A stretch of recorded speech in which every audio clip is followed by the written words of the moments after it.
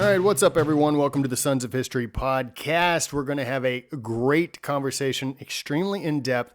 I highly encourage you to take out your notes. Why? Because I'm Dustin Bass. And I'm Alan Joaquin. Yes, he is. And he sounds absolutely delicious. Unbelievable. I thought about saying wonderful, delightful, and then I was like, delicious? That's going to sound so terrible. And yet I went with the worst option of the three. Obviously. How you doing, man? Welcome back to Texas. You were off in Arizona for a little while. How was all that? I had a great time. Very telling, Arizona's a fun place. Saw a lot of Trump flags, a lot of Trump stickers. Didn't see anything. Yeah, they had on like a 96-mile parade, didn't they? Yep. Saw nothing for Biden. Not saying that it wasn't there, just saying I didn't see anything. Well, I think it was, I literally saw Trump flags. I saw mountains that had like the Hollywood sign. Yeah. With the big letters. I saw it in a couple places. Trump. Wow. Yeah. They even had that in Hollywood. What, like Hollywood? In California. Like they had the Trump sign up in California. Well, maybe it's the old switcheroo. You know how there's been like nobody wanted to come out and say that they were a Trump supporter or they were going to vote for Trump back in 2016, and even afterwards, like you're like, who'd you vote for? Like, that's my personal. I don't want to talk about it. Maybe it's switched. Now people don't want to admit that they voted for Biden. Who knows? Maybe that's the situation.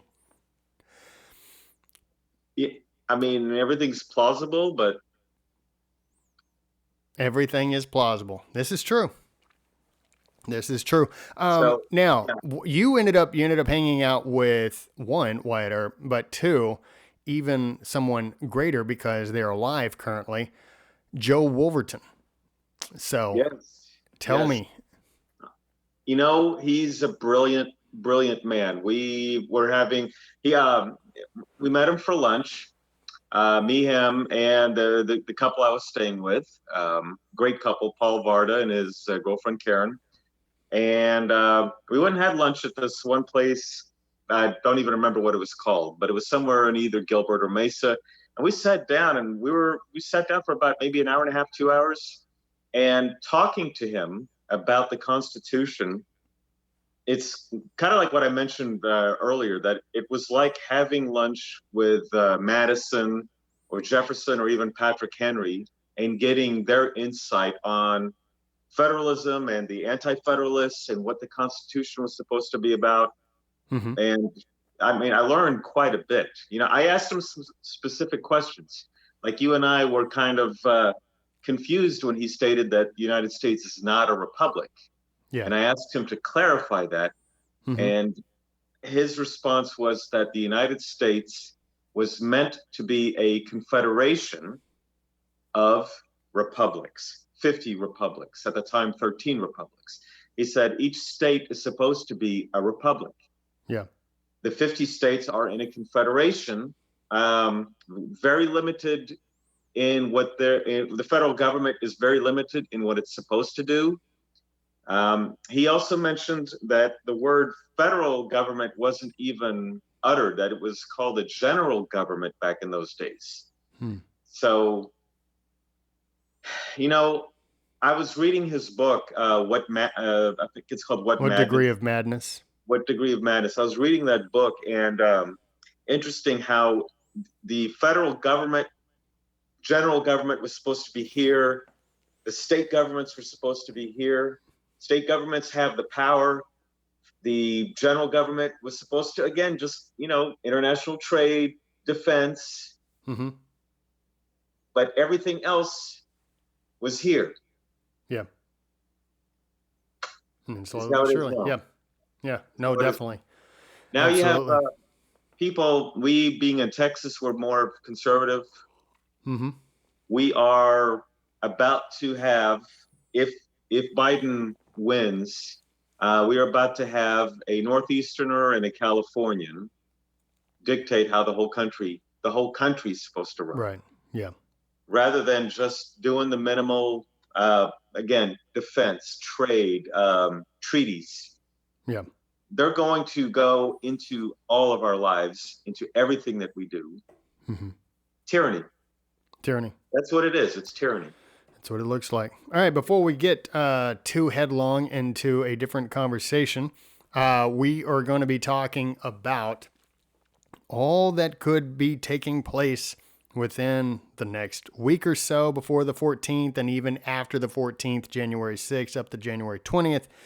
Some interesting stuff that you'll want to know about. But let's do our quick book and movie recommendation. Let's not spend too much time on that because I could definitely go down a rabbit hole on my choices. So I'll go first and then we'll jump right into it, shall we? Sure. Let me enjoy my delicious cup What are you of drinking? water. It's a cup of water? What a weirdo. Why didn't you get some tea or something? Tea. See, mine's the Sons of History coffee mug with hot apple cider. I'm just drinking water. I need it. Yeah, it's got to stay hydrated. So, if you want to purchase one of these mugs, ladies and gentlemen, you can go to our website, thesonsofhistory.com, and check out our merch store. But my movie recommendation is one of my all-time favorites. In fact, it is pretty much my all-time favorite Christmas movie. As I said before last week, I'm going to be dedicating all of this month to some Christmas stuff. And what is it? Hello, Rudolph the Red-Nosed Reindeer claymation. It is a classic. If you have not watched this movie, and I'm quite certain that you have, watch it again. If you haven't, watch it.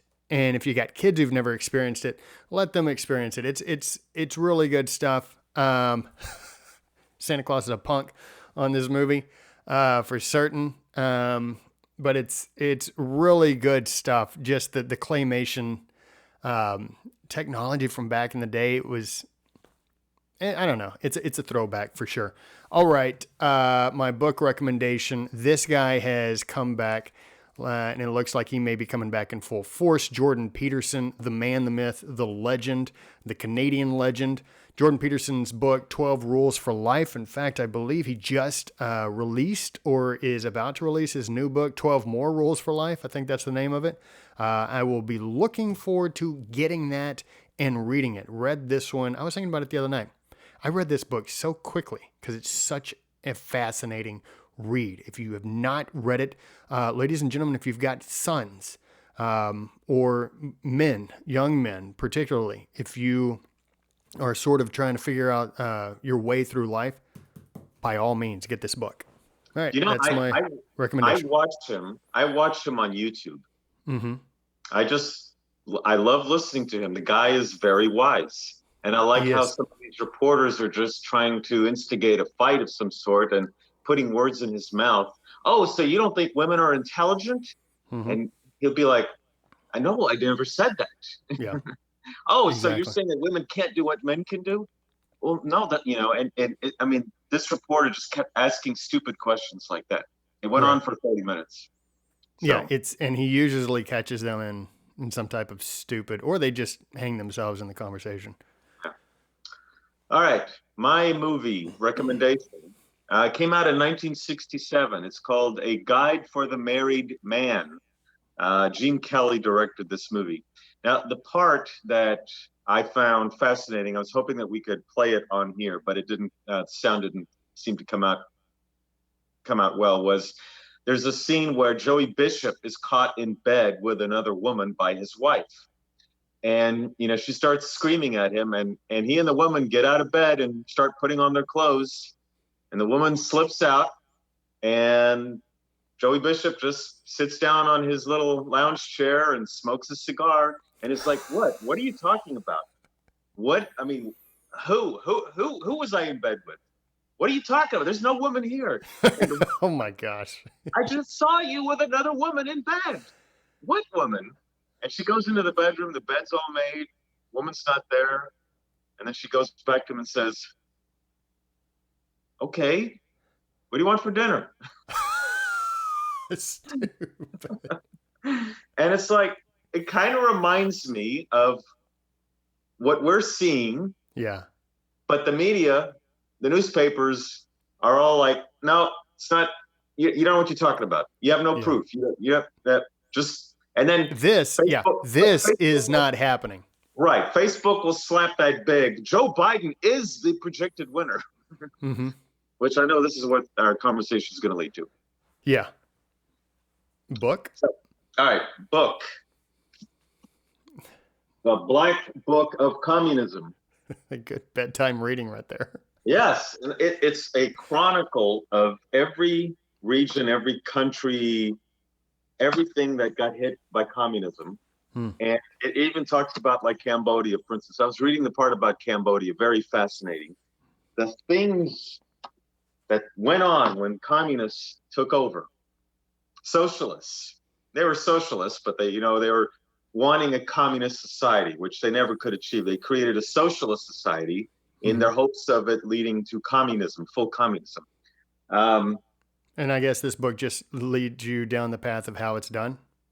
Well, it's like I said, it's a chronicle of what happened when the socialists / communists took over. Mm-hmm.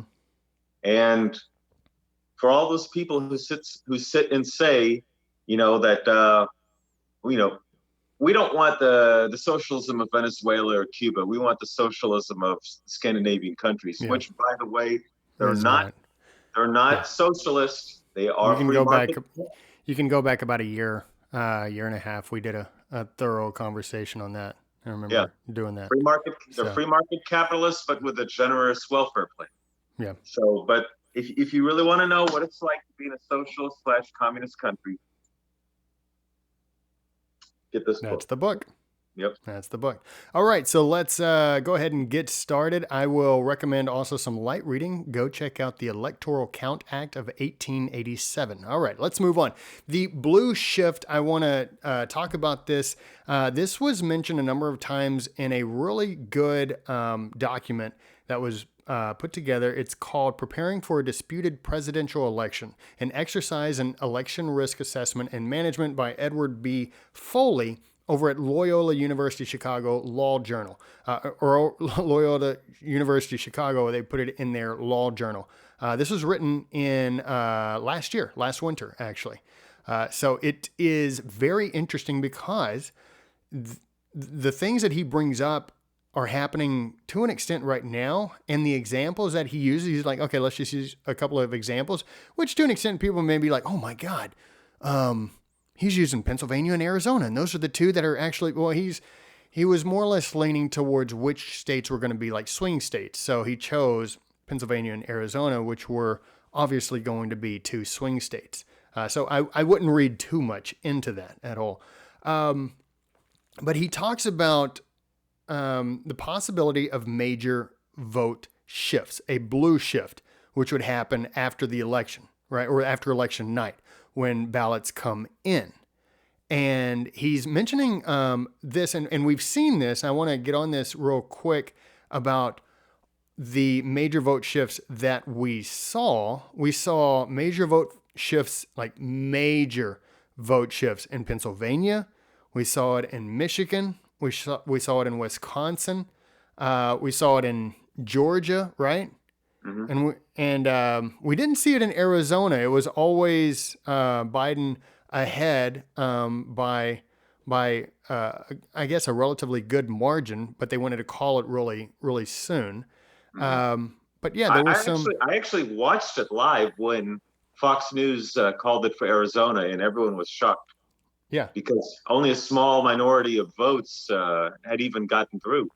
Yeah, it was very, very strange. Well, we're talking blue shifts of upward of 50 to 75,000, upward of possibly even, upward of 100,000. Because I know Pennsylvania, when I went to bed, I think he was up by what, 120, 150,000? It was a pretty large margin, percentage-wise. Yeah, and it was. And it was about a 750,000 vote margin that evaporated pretty quickly. And by the time I went to bed, you said you went to bed around midnight. I went to bed around 12:30. And when I went to bed, it was about 120,000 in between. But he mentioned, this is what he writes regarding the blue shift. He said this blue shift flipped the result, and he's talking about in 2018. The blue shift flipped the result of one major election, the Arizona U.S. Senate race. Martha McSally, the Republican candidate, held a lead of 15,403 votes a day before Election Day, or a day after Election Day. That's important. But by the time the canvassing of returns was completed, her Democratic opponent, Kristen Sinema, had won by 55,900, a gigantic overtime gain of 71,303 votes during the canvassing process. But most consideration of the blue shift in 2018 focused on Florida. Both the United States Senate and governor's races in that perennial battleground ended up extremely close. A day after Election Day, the Republican candidates were ahead in both, but by only 30,264 votes in the Senate race and only 50,879 in the gubernatorial race. So, as the blue shift started to erode these leads, Republicans became fearful that their leads, like McSally's in Arizona, might disappear completely. Trump himself took to Twitter proclaiming the Florida election should be called in favor of Rick Scott and Ron DeSantis, in that large numbers of new ballots showed up out of nowhere, and many ballots are missing or forged. An honest vote count is no longer possible. Ballots massively infected must go with election night. Ultimately, the GOP held on to win. The Democratic candidate for Senate, incumbent Bill Nelson, gained 20,231 votes during the canvass, but that still left Rick Scott with a narrow 10,000 vote margin of victory. Likewise, the Democratic candidate Andrew Gillum gained 18,416, but Ron DeSantis still won. These votes were like, as Trump was tweeting out, and this is an echo. This year is an echo of 2018, and to an extent, you can look at some other weird stuff in recent years. But even other races, like the guy over in Michigan who was running against Gary Peters, he was well ahead, and then all of a sudden, overnight, there was a switch, the blue shift. It's very interesting that it is the blue shift. It's not the red shift. And it's sort of this, talking heads had laid the groundwork, and I think I talked about this in last week's podcast. They laid the groundwork for the things that were going to happen.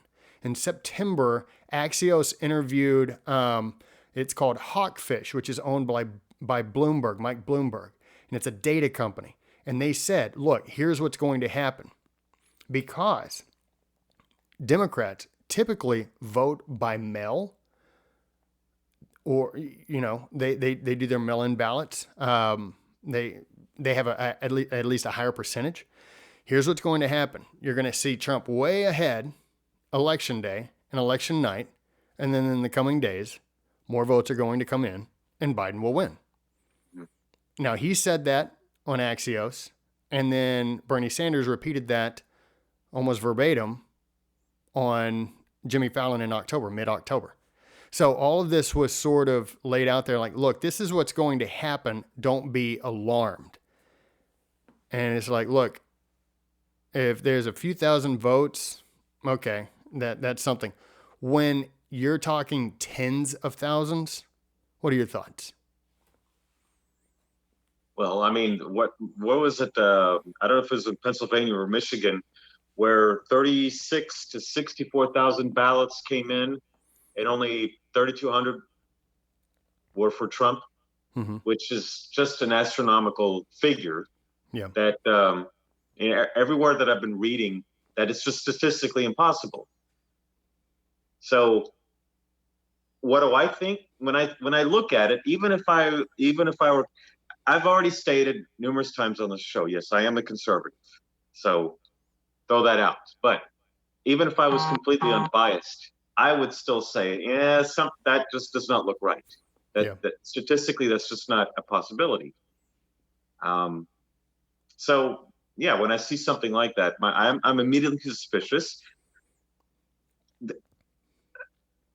All the votes that are coming in, we don't know if these are legitimate votes. Is it a possibility that, okay, we know how many votes we need, we're going to dump this whole, let's say we're 10,000 short. We're going to dump 30,000 just to give it a comfortable 20,000 lead. Yeah. I mean, that's what I'm seeing. Mm-hmm. And that's what I'd be thinking if I even looked at another country, a banana republic of some sort. Mm-hmm. Oh, they, and it's always like what you're saying. It always seems to fall in the favor of the blue. Mm-hmm.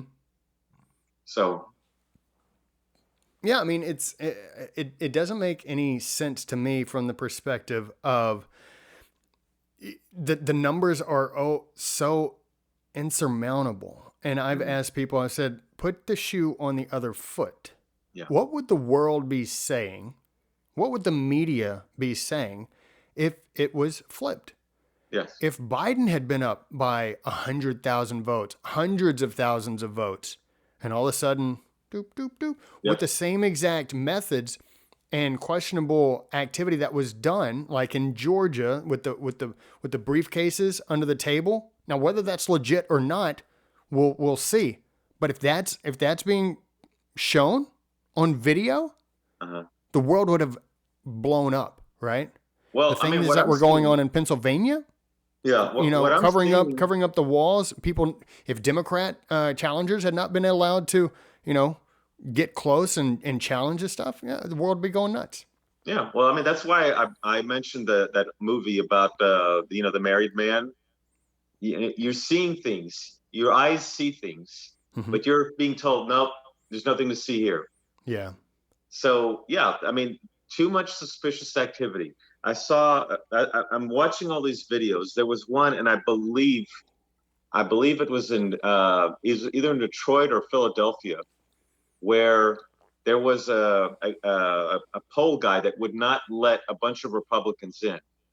They were clearly annoyed because there was like a majority, if not total, Democrats that were observing the vote. There were no Republicans in, and they're like, look, just send out some of the Democrats and send in us Republicans so that there will be an equal amount. And the guy was like, nope. And they were up on the roof. I don't know if you saw that video. They were up on the roof. The guy would not let them in. I saw another video where they had a court order in their hand, piece of paper that stated that they had the right to go inside and watch. Yeah. And there would be a lady that just would not let them in. And then, like you were saying, they were putting up poster boards on the windows so people couldn't watch. Yeah. It's so weird. It's like you do that when you don't want people to see. And they'll be like, well, you weren't hiding anything. And they're like, right. Now, there was a Republican that was removed from where the votes were being counted. And the Democrats and all of the people counting the votes were all applauding as they were being kicked out. Now, the briefcase under the table when the Georgia people were kicked out, we're going to halt the voting. I was observing on social media and some other places to see what Democrats were saying. And all they've said was, this is not proof. This is not proof. Yeah.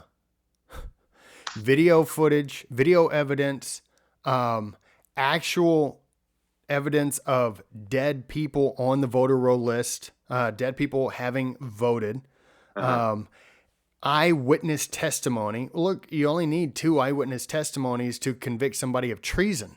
Right. So, according to the Constitution. So you've got all of these hundreds of affidavits signed. It's like the chick in Michigan, and she is like, he goes, well, I don't really see how 30,000 votes can, and she's like, and he's like, with the system, how would the system, get messed up? And she's like, oh yeah, what'd you do with it? Something crazy. And she's like, well, I signed something that, if I'm lying, I can go to prison. Did you? She was very combative. She was very funny. Point. That's a good point. I mean, you have these eyewitnesses that are swearing. Yeah. And the penalty, from my understanding, the penalty is prison if they're lying. And they're sitting there swearing that they witnessed things that were just inappropriate, fraudulent. Yeah, it was like there was a statement made. I think it was in Michigan. It was in Michigan. It was about Detroit, and this lady, the congressman lady, she was saying they're all lying. They need to be under oath. And Giuliani is like, they've already signed an affidavit. They're just saying what is on the affidavit. So more or less, they were already under oath. This guy, Edward Foley, goes on to talk about the possibility of disputing the election result based on a potential cyber attack, right? Well, you got the Dominion voting systems that have obviously been undermined. You've got the USB stuff. You've got the connected to Wi-Fi, which is against the law, which is against the Federal Election Commission. So a lot of stuff is like happening, but he says a key premise of this article is that it would not take an extraordinary calamity like a foreign cyber attack for there to be conditions enabling partisans to dispute the result. Instead, a dispute engulfing Congress could arise from a situation as routine as the kind of blue shift that, in his quotes, described at the outset. Given this possibility, it is truly irresponsible that Congress has not attempted to eliminate in advance of the 2020 election the appointment of electors would be eliminate that line. My bad. But he's just saying that it doesn't take some type of cyber attack to throw this off.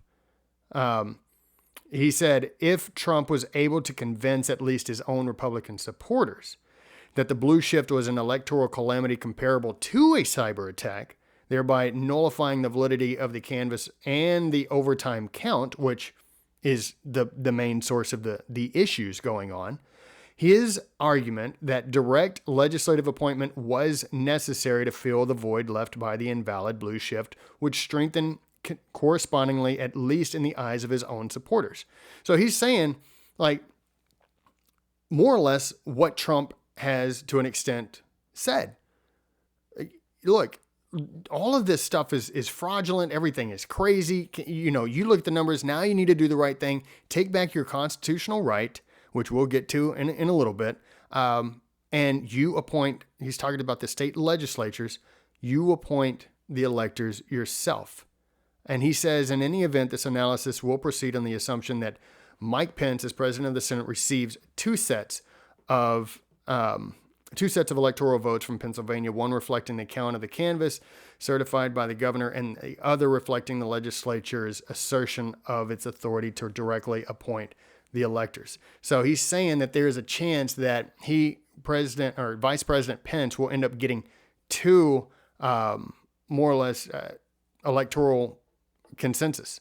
He's going to get two of them, one that is sent by the governor and the Secretary of State, and the other one that is going to be sent by the state legislature. And obviously he's saying on the side of, there's obviously going to be some disruption and dispute, but on the side of the Constitution, it would go to the state legislature. Yeah.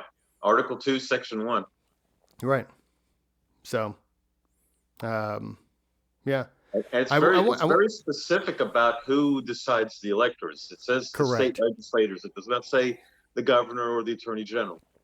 And the thing is, I was in conversation with someone on through our Sons of History Instagram account, and we were talking about how over time it's been really not the Constitution, the Article 2 constitutional method through the state legislature. It's been, okay, here's what the election results say, and then the governor signs off on it and sends it off, and then, those are the electoral colleges. It's almost to the extent what a lot of people have said or believe. Oh, it's the media has said they won, so therefore it's all said and done. Mm-hmm. And to an extent, like that's how bad it's gotten. Well, I mean, I remember what it was like in 2000, and it was they did the recount in Florida, mm-hmm. And I remember it went on, I think, for 37 days or something like that. Yeah, 36 or 37. I've seen both. Yeah. And there was I believe there was a time, I think her name was Catherine Harris. She was the Florida Secretary of State. Mm-hmm. And she certified the vote and even the media was like, nope, nope, not good enough. And it wasn't until the Bush versus Gore case with the Supreme Court was finally decided. I think it happened twice. One was either unanimous for 7-2, where it was kicked back to the Florida Supreme Court, and they said, okay, tell us how in the world did you come up with this decision?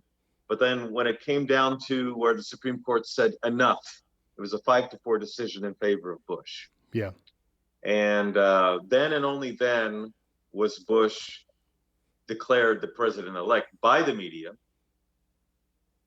Not so with what's going on right now. Now it's like Chris Wallace was even jumping on the Health and Human Secretary Azar. Mm-hmm. Sir, it's not Vice President Biden, it's President-elect Biden. Sir, you need to clarify that it's President-elect Joe Biden. Chris Wallace. I mean, Chris Wallace was scolding the Secretary Azar because Azar called him Vice President Biden. Yeah. Wild stuff. What is the deal? I mean, well, you have to keep in mind, Alan, that currently Biden holds the most powerful office in the world, the office of the president-elect. Anyways, this guy goes on, Edward Foley goes on to say this. This is pretty good. In a genuine emergency, which he's making comparisons, even though he didn't know that all this would take place. But it's interesting that a lot of people sort of helped lay the groundwork, Trump included, that, hey, massive fraud is going to take place. And William Barr as well, like massive fraud is going to take place.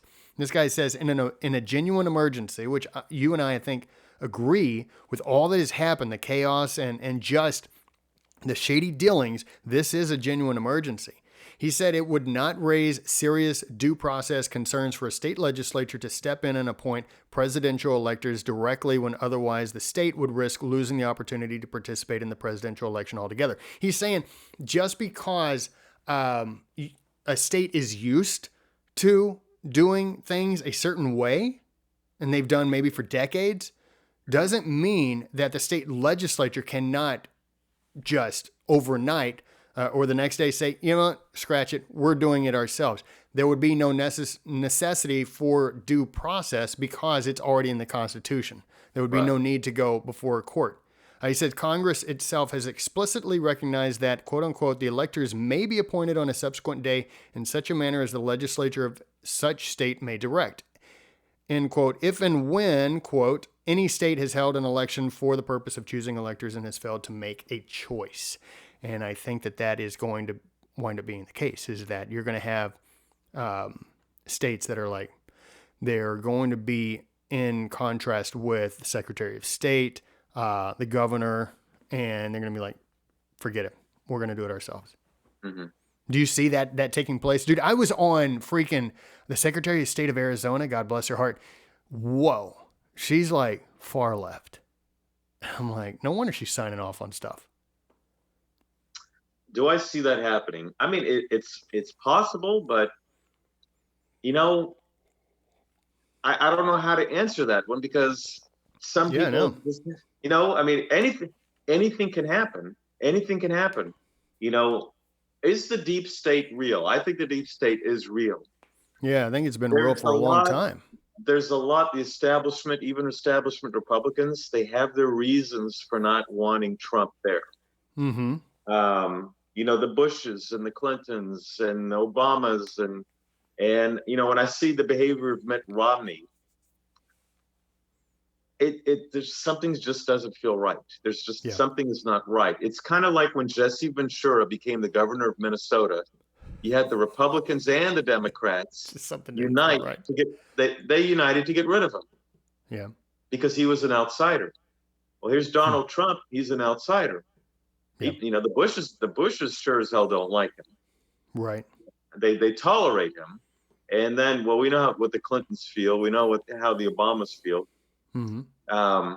They don't want an insider in the White House. They want someone who, you know, plays along. Who they do want an insider in the White House. I think that's what you meant to say. You know, like when I saw how John McCain campaigned, when I saw Mitt Romney, Bob Dole. I remember thinking, is that the best we have? I mean, something's not right. The way McCain and Romney were, Yeah. something just didn't, there was just something's not right. I really felt like McCain really was in it just so that, I mean, okay, if I win or lose, who cares? My man Obama will get in. Right. He didn't want to attack him. He didn't. It. It's. I want to mention something. When your eyes see something, but you're being told something differently. I mentioned that movie again, where Joey Bishop is in bed with his wife. We've mentioned 1984 several times. Winston Smith worked. He was looking at some figures from the Minister of Plenty. I just want to mention this paragraph real quick. I believe it's in chapter 4. Okay. The Minister of Plenty's forecast regarding the output of boots for the quarter at 145 million pairs. The actual output was given at 62 million. Winston, however, in rewriting the forecast, marked the figure down to 57 million, so as to allow for the usual claim that the quota had been overfulfilled. In any case, the 62 million was no nearer the truth than the 57 million, or than 145 million. Very likely, no boots had been produced at all. Likelier still, nobody knew how many had been produced, much less cared. All they knew was that every astronomical number of boots were produced on paper, while perhaps half the population of Oceania went barefoot. And so it was with every class of recorded fact, great or small. Everything faded away into a shadow world in which finally even the date of the year had become uncertain. I read this book a while ago, and I always remember that quote, how your eyes, you're being told, oh, there's no shred of evidence. Yeah. This book was written in, I believe, in 1948, released in 49. I'm not exactly sure, but back then George Orwell was warning people that your eyes will see one thing, but the government and the Praetorian Guard, known as the media, will tell you something totally different. Okay, I'm going to mention climate change. I haven't felt it getting warmer. And I'm always told, oh, that's because the area you're in is not getting warmer. Everywhere else in the world is getting warmer. Yeah. Okay. Except all the other places that aren't getting warmer.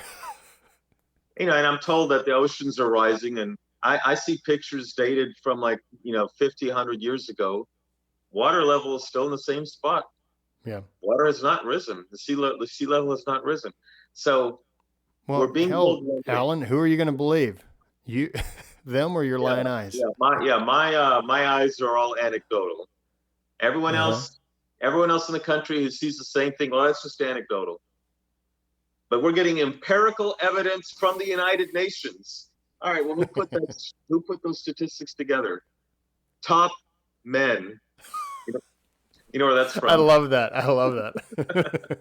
Who? Top men.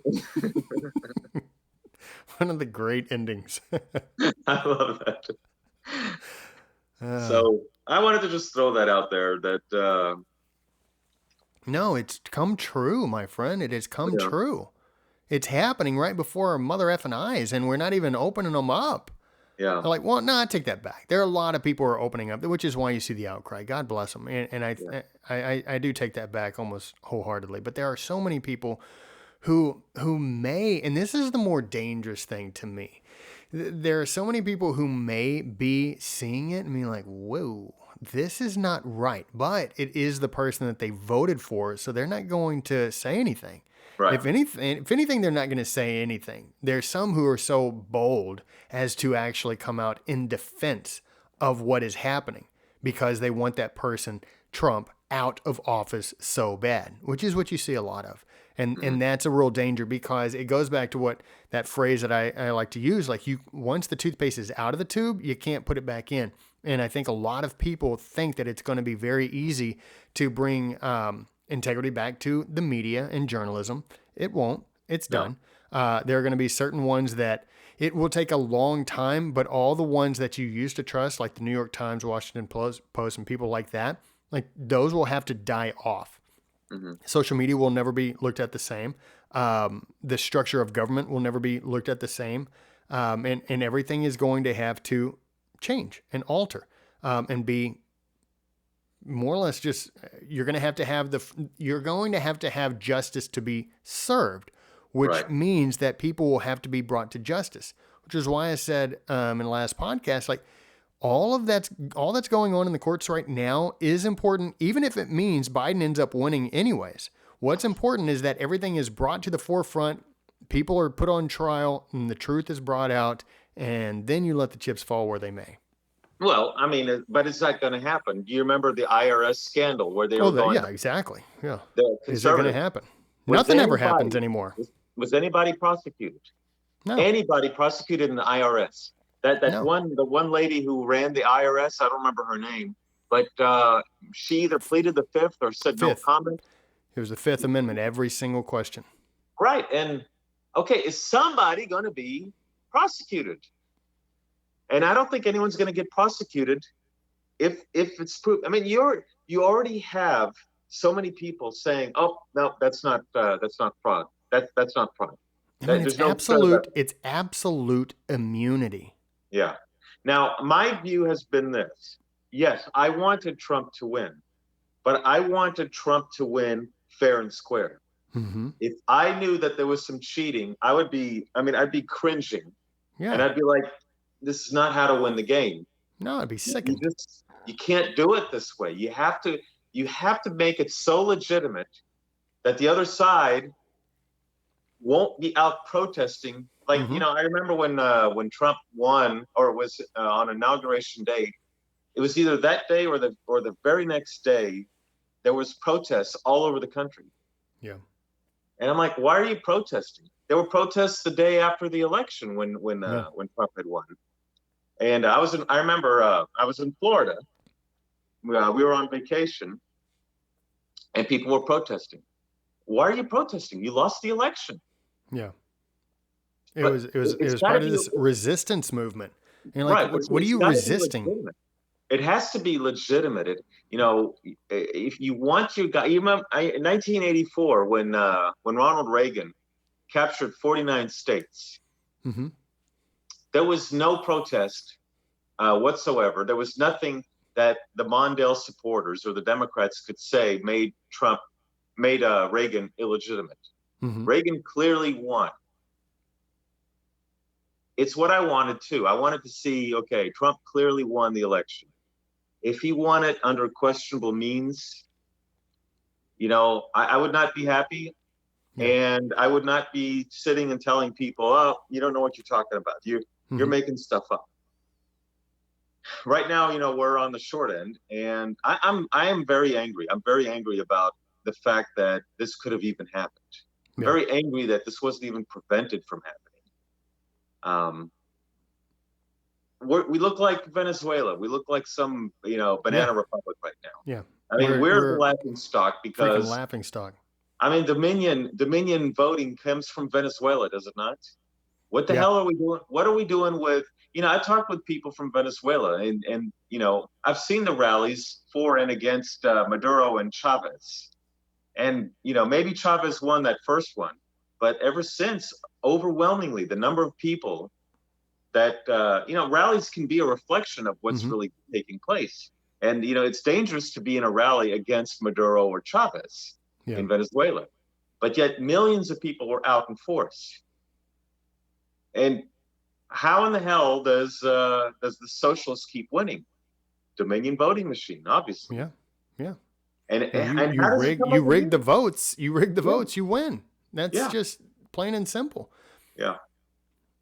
So Let's bring out some interesting data points that I ran across. I shared with you as well. I think earlier today or the other day. And I saw this and I checked on some of these numbers and I'm like, man, and some of them are actually they're actually worse than what's stated here. But it says, for nearly 150 years, every president who has gained votes in a re-election campaign has also won re-election. Well, Trump gained 11 million more votes in 2016, but Biden somehow overcame those odds. Yeah. Trump won the highest share of minority votes for a GOP candidate since 1960. Trump grew his support among black voters by 50% over 2016. Biden's support among black voters fell below 90%, the level below which Democratic presidential candidates usually lose. Biden shattered the popular vote record while winning a record low of 17% of counties. And that's true. Obama won 873 counties in 2008, while Biden won only 524 counties in 2020, but somehow outdid Obama in total votes. Now, I looked at some of that numbers, and I saw it may have gone up to 524 counties, but what I was seeing was 477. But it may have gone up by now. Biden is set to become the first president in 60 years to lose Ohio and Florida on his way to election. Biden is set to become the second president in 168 years to lose Ohio, Florida, and Iowa. Trump won 18 of 19 bellwether counties, which have a near perfect record over the last 40 years. Biden underperformed Hillary Clinton across the country except for in a few cities, Milwaukee, Detroit, Atlanta, and Philadelphia. Republicans won across the country, but Biden somehow beat Trump. Republicans won 27 of 27 House toss-ups while keeping the Senate majority, we'll see, and winning more state House chambers. If anything, they will have at least 50 Senate seats. No incumbent who has received 75% of the primary vote has ever lost re-election. Trump won 94% of the primary vote, which is the fourth highest all time: Eisenhower, Nixon, Clinton, and Obama. In fact, Trump is only one of 5 incumbents since 1912 to receive more than 90% of the primary vote. Trump set a record for most primary votes received by an incumbent in history with more than 18 million votes. So those are just some numbers going in line. Like it comes down to, who are you going to believe? You're going to believe the media, or you're going to believe your lying eyes? You're going to believe politicians, or you're going to believe your lying eyes? Like when the numbers, are you going to believe those numbers? Or are you going to believe me when I interpret those numbers incorrectly for you? And that's what it's come down to. Yeah. And people will be like, yeah. And it's a regurgitation of this whole COVID stuff. It's just like a guy fell off his motorcycle and died, and you're blaming it on COVID. Well, you never know. COVID could have caused him to crash. And it's stuff like this. And that's an actual story. Right. So let's get on with the amendments. I want to bring up the amendments, in particular the 12th and the 20th amendments. Now, the 12th Amendment, and we can go ahead and break this down as we go through, because right now, the 12th Amendment is talking about how the president and vice president get elected. Now, they made these changes shortly after the Constitution was put in. I think it was 1804 where it was officially ratified. And yeah, I think it was because of the Jefferson, the 1800 election, when Jefferson and Aaron Burr both received the same amount, because they were both running mates. Yeah, they were running mates. Yeah, and Burr was like, I got the same number of electoral votes as Jefferson. I think I should be the president. Yeah, and so that got a little crazy. So they decided to change it up. And here's what it says: the electors shall meet in their respective states and vote by ballot for president and vice president, one of whom at least shall not be an inhabitant of the same state with themselves. They shall name in their ballots the person voted for as president, and in district ballots the person voted for as vice president. And they shall make distinct lists of all persons. When I said district, I meant distinct.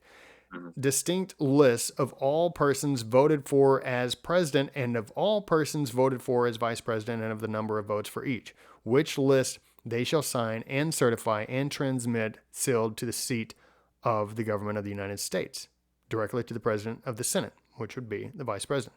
The president of the Senate shall, in the presence of the Senate and the House of Representatives, open all the certificates, and the votes shall then be counted. So, continue the vote despite disputes. There's obviously going to be, know that there have already been some representatives, and I'm not sure if any senators, but some representatives, Republican representatives, who have already said we're going to contest these votes if they come in and they're for Biden when we feel that they shouldn't. Thoughts on that? Like, I mean, It's going to I cause. know we're going to. I'll tell you, it will cause some riots. Yeah. It will cause some riots. And because a lot of people don't know that this can actually take place according to a law that we're going to talk about in a little bit. But yeah. Right. I mean, people don't know their Constitution. They don't know the Bill of Rights. They don't know the amendments. So, yeah, I do. What I'm going to see is that they're going to look at this as a coup. Even though I think that this is already a coup, they're going to look at it as a coup against Biden. Correct. And they are going to fight. And I can just see if Trump gets elected president by the electors, imagine what the first State of the Union address is going to be like. I'll be there. It'll be. I remember there was this one Democrat who walked out in the middle of his speech. I can imagine all the Democrats will get up and walk out. Oh yeah, more than likely. Yeah, more than likely, or they might not even show. Or it'd probably be a walkout, to make it more embarrassing. Yeah. So it goes on to say, the person having the greatest number of votes for president shall be the president, if such number be a majority of the whole number of electors appointed. And if no person have such majority, then from the persons having the highest numbers, not exceeding 3 on the list, 3 people with the highest numbers of those voted for as president, the House of Representatives shall choose immediately by ballot the president. But, and this is a big but in choosing the president, the vote shall be taken by states. So it won't be based on electoral college. The representation from each state having 1 vote. So there'd be 50 votes in all. And a majority of all the states shall be necessary to a choice. So a majority of all the states, not a supermajority, not unanimous, a majority of all the states, which I would fully anticipate that all 50 states would be involved in this with such an important matter. And if the House of Representatives shall not choose a president whenever the right to choose shall devolve upon them, before the 4th day of March next following, which is actually changed in the 20th Amendment, which is actually this year, I think it's January 6th, then the vice president shall act as president, as in case of the death or other constitutional disability of the president. The person having the greatest number of votes as vice president shall be the vice president if such number be a majority of the whole number of electors appointed. And if no person have a majority, then from the 2 highest numbers on the list, the Senate shall choose the vice president. So the House chooses the president, the Senate chooses the vice president. A quorum for the purpose shall consist of 2/3 of the whole number of senators, and a majority of the whole number shall be necessary to a choice, but no person constitutionally ineligible to the office of president shall be eligible to that of the vice president of the United States.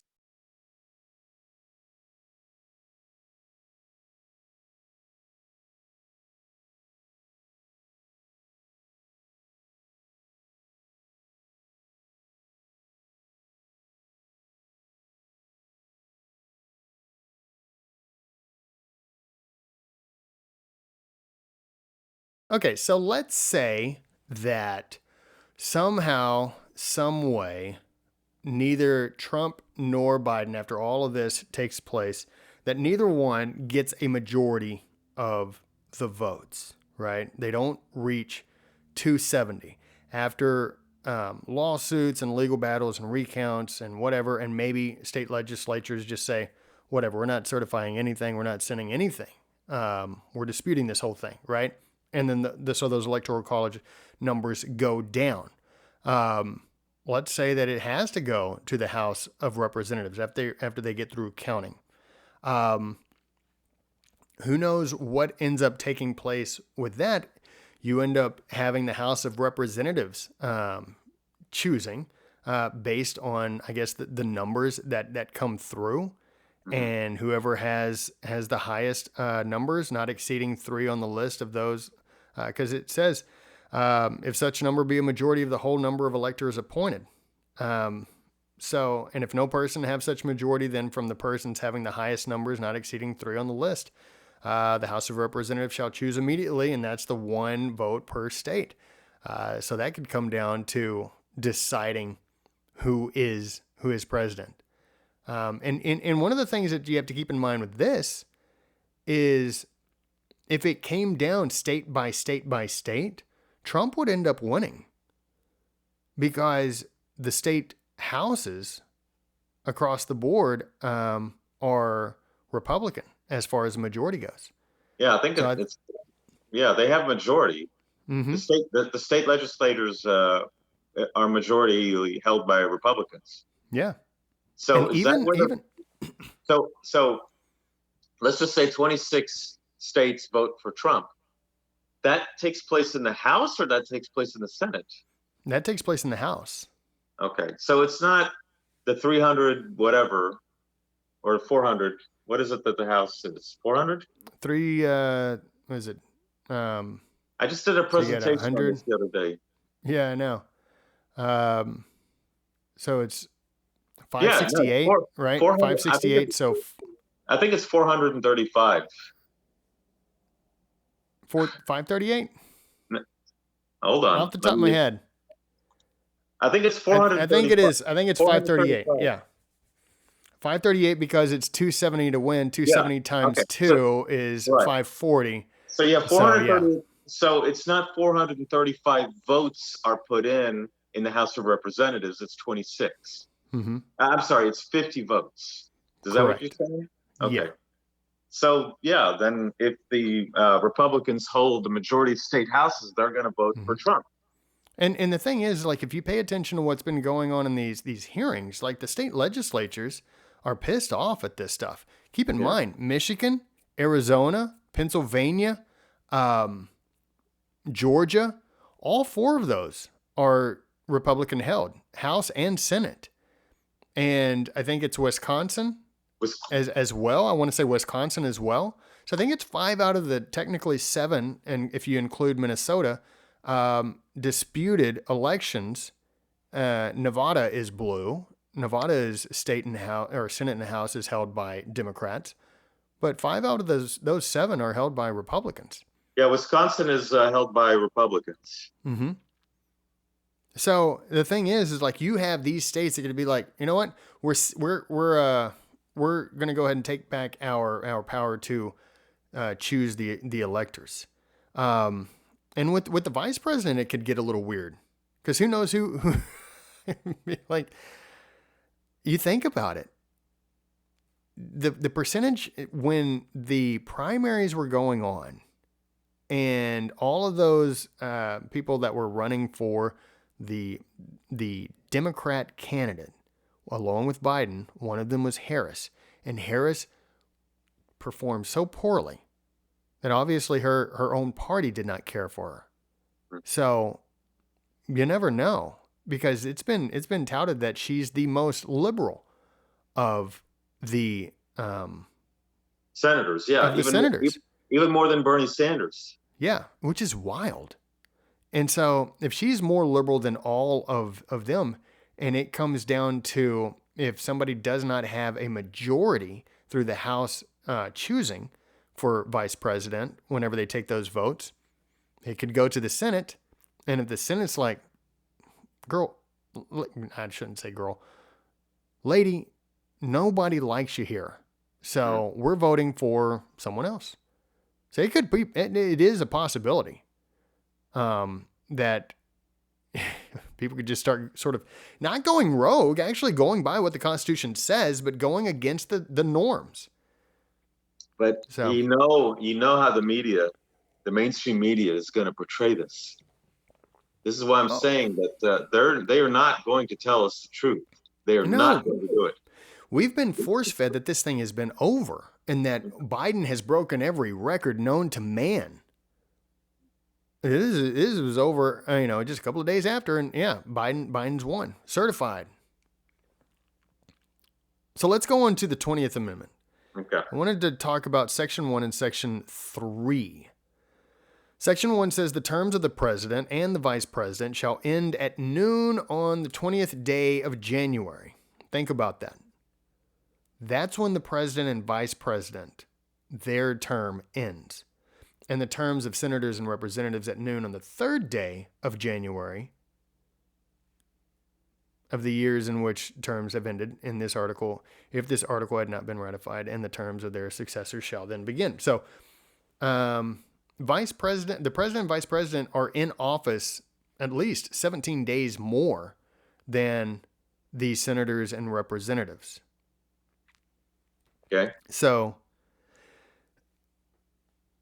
it's like, I mean, if you retain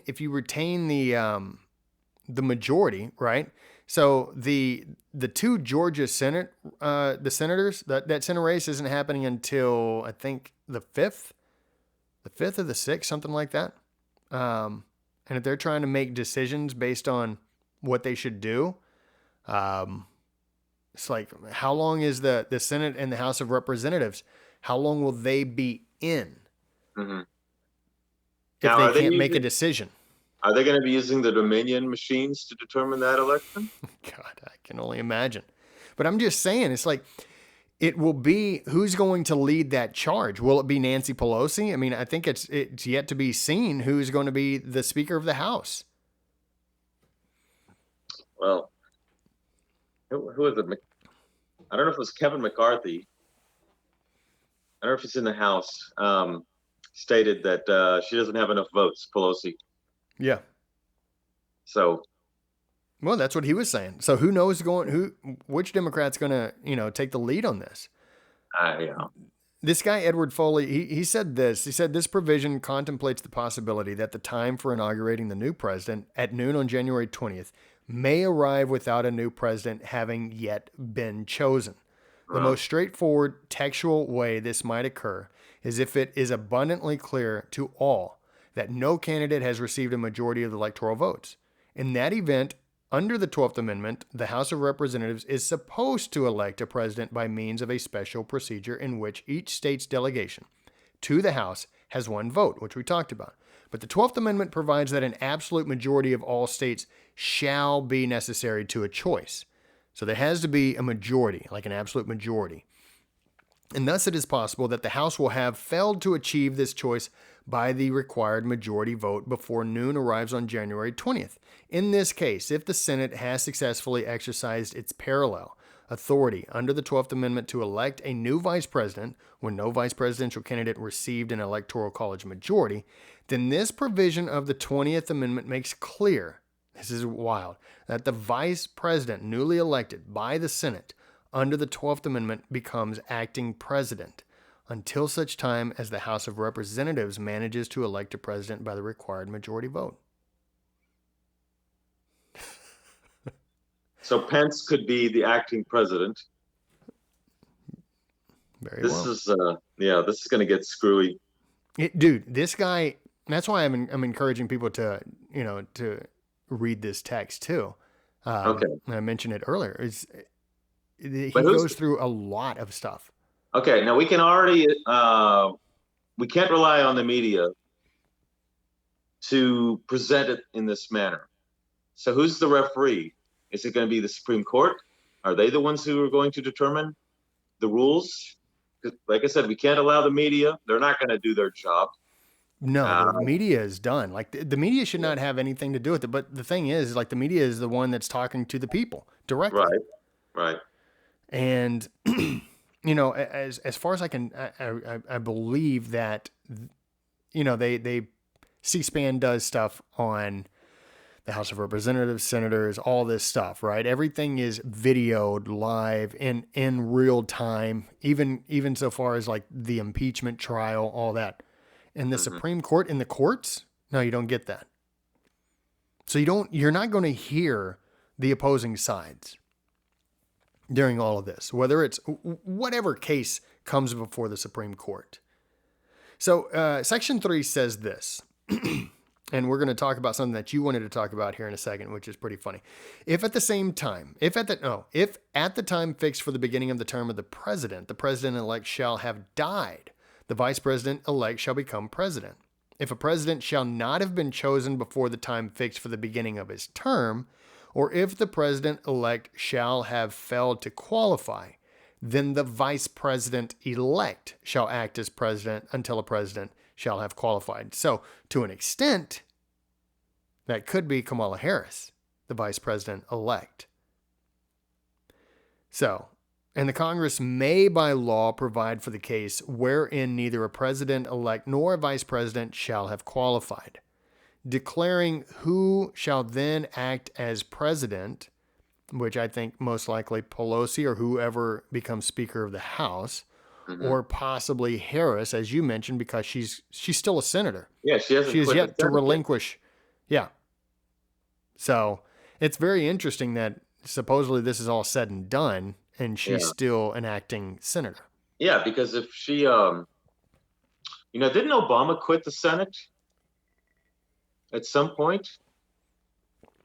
I don't know, but I think didn't Pence quit his governorship?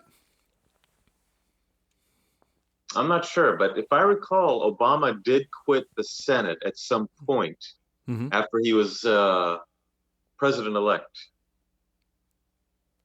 Yeah. I mean, he was the senator. He's the only senator that I can think of since Kennedy to be elected president.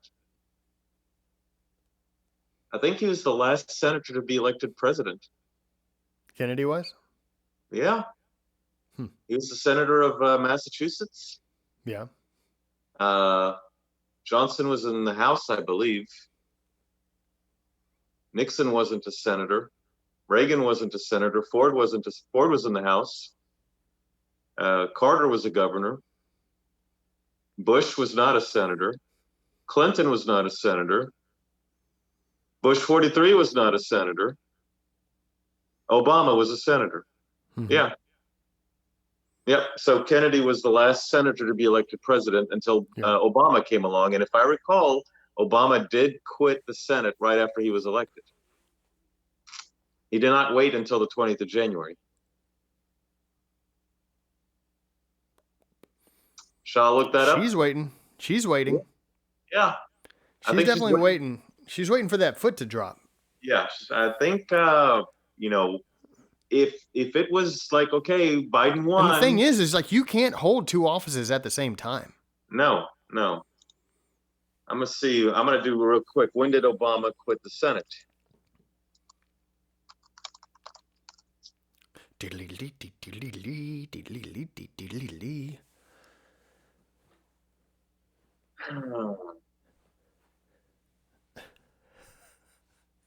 It ended November 16, 2008. So that was less than 2 weeks after he was elected president. Elected. Yeah. Yeah. And now we're in December. It is interesting. And maybe it's because, she's in Congress, and it's like, I don't know. I mean, it's like, why don't you step down? I mean, I understand, like, maybe she sees it as like, look, I'm not stepping down yet because there's some disputes out here. I got eyes, Yeah. I got eyes to see, ears to hear. So I'm not going to step down and then have Gavin Newsom put somebody else in my place, and then now I can't take my spot back. So maybe she and Gavin could hook up, and she can become Attorney General again. Yeah, that's a possibility. Yeah. Hook up. All right. So state law changes to elections. It seems that many of the election state laws that were passed benefited, and this is the state laws that were passed this year. There were about 300 lawsuits put out, and about 250 of them were by the Democrat Party, asking for changes to state laws regarding the elections.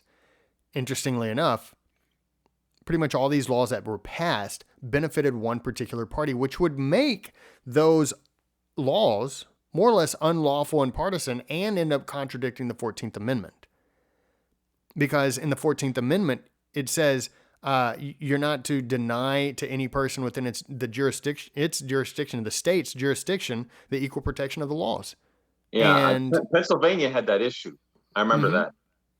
Yeah, and so if you're benefiting just one particular party with these laws, and the thing is, what ended up happening, and I think that I want to say it was Pennsylvania, Mm-hmm. where sort of the canvassing laws Yep, that they were were different. that were done. Uh-huh. The Secretary of State, I think, had her office only reach out to the counties that were primarily Democratic. Right. I heard And about that. that was a real big issue. There was different method in, say, Pittsburgh and in Philadelphia compared to the rest of the counties or precincts or whatever. Mm-hmm. And that was a violation of the 14th Amendment. Yeah. I think Giuliani mentioned that several times. Mm-hmm. No, I mean, it is, because you're benefiting one particular party, Mm-hmm. and you're doing it so knowingly. Especially if you're looking at as Axios on that Axios interview, if that guy knows, like, look, by and large, Democrats utilize mail-in ballots far more than Republicans. Republicans are more apt to go to the polls. Democrats are not, which then at the same time sort of makes you wonder, like, why is that the case? Is that really the case? You know, like everything right now is so suspicious. Yeah. Like all of our I don't know what kind of life I've been leading, but everything's up for grabs. You know, everything's under the microscope now. I know. I'm telling you, it just does not seem legit. So here's something that I wanted to mention regarding historical precedent. This has all, bless you, this has all the makings of 1876, the Hayes and Tilden election. I remember that. I was just talking about that, Yeah, I remember that because I had to babysit you. Well, what's that? Dennis Green? No, Dennis Miller. One of his jokes is about Rutherford B. Hayes. And the funny thing is I got it. I think everyone else was like, hey, I'm one of the few people that gets Dennis Miller's jokes. Well, what was the joke about? It was something about Rutherford B. Hayes. I don't know. It was on the O'Reilly. Why would you do that? Why would you bring up a joke and then not remember it? Because it was Rutherford B. Hayes.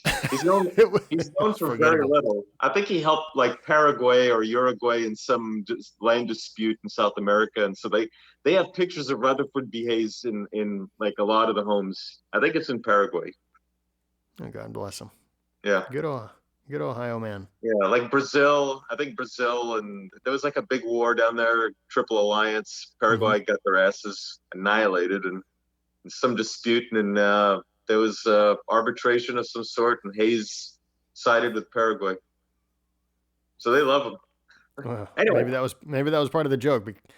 I think so. I'm sure Dennis Miller does a better job because that was not funny. Well, Dennis Miller makes far more money as a comedian than I do as an IT guy.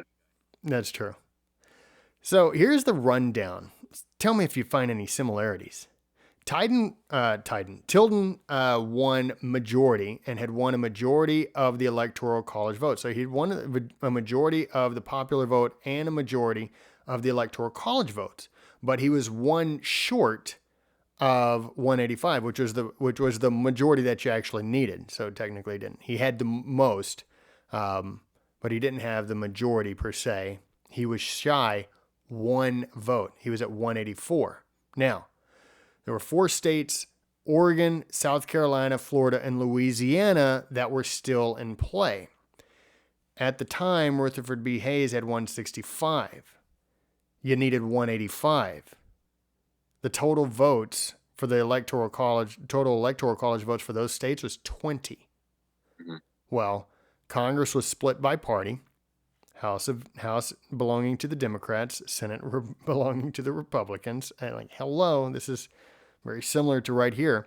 There was accusation by Republicans against Democrats for not allowing black votes to be counted. Democrats accused Republicans of not counting Tilden votes, which I find highly suspect since he had like 250,000 more votes than Rutherford B. Hayes. So Congress assembled an election commission in 1877. So more or less the year after the election, because they couldn't figure out how to make this up. So this is something that is stuck via the Electoral Count Act of 1887. And so they ended up creating an election commission, which is made up of 5 Democrat congressmen, 5 Republican congressmen, and 5 justices of the Supreme Court. So there were 2 more or less representative justices and 2 Democrat justices, or at least they lean that way. And then there was a guy named David Davis, one of the justices, who was an independent. He actually recused himself and was replaced by Justice Joseph Bradley. And the votes went 8-7 along party lines to Hayes. And so part of this, one of the ways, and then there was obviously massive upheaval. And so the Congress got together, made the Compromise of 1877, where the Republicans agreed to have the Union soldiers leave those South states. So that must have been when install Hayes as president. Yeah, because Reconstruction ended in 1876. Yeah, so it was all part of this. Yeah, because they were the soldiers were there to help keep order, if you will. So now you've got during that election, massive turnout, 82%. 82% turnout of the vote. I mean, who's believing that? 1876. Right. You know what I'm saying?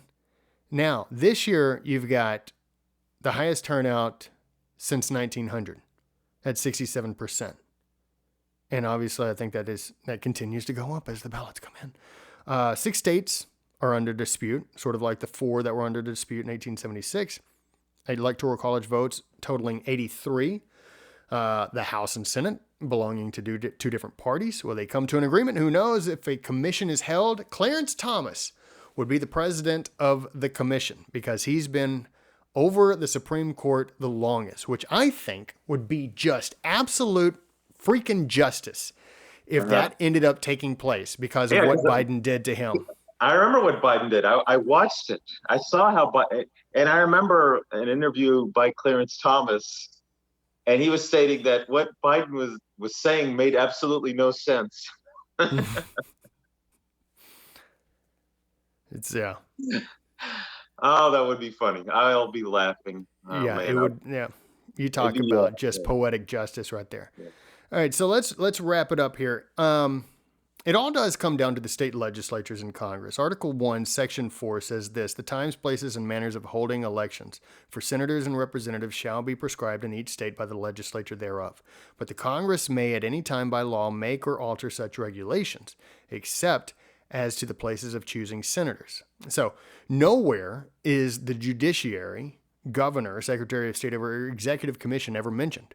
Mm-hmm. It's up to the state legislatures. Right. And Article 2, Section 1, which is more or less the 12th Amendment, which we just read. Here's another hypothetical that Foley brings out that I think we should possibly end on. I said, imagine both houses of Congress rejecting the position of the Arizona Supreme Court and deciding to count the electoral votes from Arizona that the state Supreme Court considered invalid. So he was using Philadelphia, and then he was, or Pennsylvania, and then he was also using Arizona as examples. And he was saying, imagine if the Supreme Court said, we find these truths to be self-evident, but also we find these votes to be invalid. He said, it remains possible that the state Supreme Court is correct about what is the position of state law on the matter, but it is within the constitutional prerogative of Congress to reach the opposite conclusion. The Arizona Supreme Court cannot issue an injunction against Congress demanding that Congress comply with its judicial decree. That would be constitutionally preposterous even if the Arizona Supreme Court is correct and Congress incorrect on the relevant issues of Arizona law. So it doesn't matter. Once it leaves the state and winds up in D.C., the game's off. So Congress gets to make the choices regardless. And the state legislature, if the state legislature says, no, we're not abiding by what the Supreme Court has ruled in our state, we're moving forward. Once it leaves the state, it's no longer under the Supreme Court of that state. It's under constitutional law. Right, which would be the state legislature. Right. Okay. So there you have it. It's some pretty wild stuff, man. Yeah, and there's so much more. I encourage people to go read the Electoral Count Act of 1887. It's not very long, but it is pretty wieldy, if you will. It's to an extent hard to follow, but it's not too bad. But it does break down how everything would more or less work out if you ended up having a tie, or you had the House and the Senate that could not come to an agreement. You have obviously the vice president who would be over the Senate, which would be, at the time, that would be Mike Pence. So that's another thing that you have to keep in mind, like during this whole thing, because that's what I was saying. It's like for like 17 more days, the vice president and president are still Trump and Pence with a new House and new Senate coming in. So everything that comes through, and if anything is at a tie, who's breaking that tie? And then everything is run through more or less Clarence Thomas. So it would be really, really strange if all of this took place and it ends up going until into January and possibly even into February, because the House and Senate can't make up their mind. So I was going to mention real quick, Rutherford B. Hayes. He's a national hero in Paraguay. Man, I thought you were going to do this Dennis Miller joke. Oh, geez. Yeah, thanks. I'll have to find the joke, but this is just for everyone's spiritual edification. There was a war. Paraguay fought a war against the Triple Alliance. Brazil, Argentina, and some other third country, and they lost like 70% of their population. 90% of their males were killed in that war. Dang. And there was a land dispute, and Paraguay didn't want to lose more land, I think, to Brazil. So Rutherford B. Hayes came in, sided with Paraguay. So that's freaking wild. They revere him. He's more famous in Paraguay than he is in the United States. I would say so. Yep. All right, man. It says here he's our national hero. Beautiful. Yeah. Good old Rutherford. All right, so as always, we like to end on a scripture, and this scripture is Psalm 11, or as Joe Biden likes to say, Palm 11. Psalm 11 says, in the Lord, and here's the thing. This is about the foundation of the country. And if we don't trust our elections, then the foundations will crumble. Right. We can't trust them, right? So Psalm 11 says, in the Lord put I my trust. How say ye to my soul, flee as a bird to your mountain? For lo, the wicked bend their bow. They make ready their arrow upon the string, that they may shoot privately at the upright in heart. If the foundations be destroyed, what can the righteous do? The Lord is in his holy temple. The Lord's throne is in heaven. His eyes behold, his eyelids try the children of men. The Lord tries the righteous, but the wicked and him that loves violence his soul hates. But the wicked he shall rain snares, fire and brimstone, and a horrible tempest. This shall be the portion of their cup. For the righteous Lord loves righteousness. His countenance doth behold the upright. So, something to hold on to. Maybe that could be people's prayer that truth and righteousness will prevail during all of this. All right, Alan, where can people find us? They can find us on YouTube, Parler, Facebook, Twitter, and that other one, Instagram. So Parler, we're officially on? We're working on it, yes. You're trash. All right, go on, move on. They can also find us on our very own website, www.thesonsofhistory.com. Beautiful. You've got your Thursday night live chats on Instagram, 9 p.m. Central. I'm going to be doing some more videos on Facebook. And but we're gonna start moving everything to YouTube, and then from YouTube posting them onto Facebook. So Okay. yeah, YouTube, we're gonna kind of utilize that one a little bit more. A lot of stuff going on right now. A lot of stuff going on. We need to get more stuff out, which is why we're starting to put our podcast now on YouTube. So, all right, ladies and gentlemen, well, that is it for the show. Like we said, thesonsofhistory.com. Go get your coffee mugs. Use them as a Christmas present. You'll love them. All right, ladies and gentlemen. Yeah, make everyone jelly. All right. All right, brother. Is that it? All right. Enjoy it, man. Take care. I'll talk to you later. Have a good one.